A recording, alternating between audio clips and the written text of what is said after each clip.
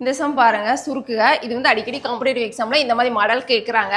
இதை எப்படி செய்யணும்னா ஈஸியாக 1 + 1 / 1 + 1 / இதை என்ன பண்ணிக்கலாம் அப்படின்னா இதை வந்து ஷார்ட்டாக இதில் வந்து சுருக்கணும். எப்படின்னா 1 3 பெருக்குனா என்ன வரும்னா கிராஸில் மல்டிபிள் பண்ணோம். ஓகேவா 3. ஸோ அது கூட இந்த 1 கூட்டிக்கணும் ப்ளஸ் பை. ஸோ 4/3 அப்படிங்கிறது வரும்.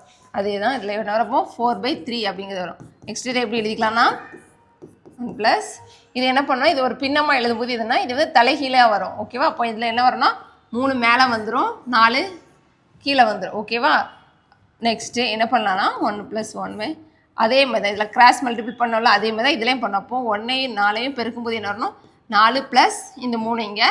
ஸோ 4 = என்ன வரும் 1 + 1 / 7/4 அப்படிங்கிறது வரும்.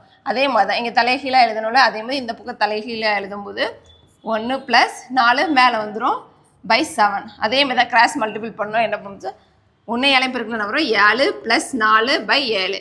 ஸோ இதை கூட்டும்போது 11/7. ஸோ இதுக்கப்புறம் இதை நம்ம சிம்பிளிஃபை பண்ண முடியாது. ஸோ ஆன்சர் இதுதான் சரியான ஆன்சர்.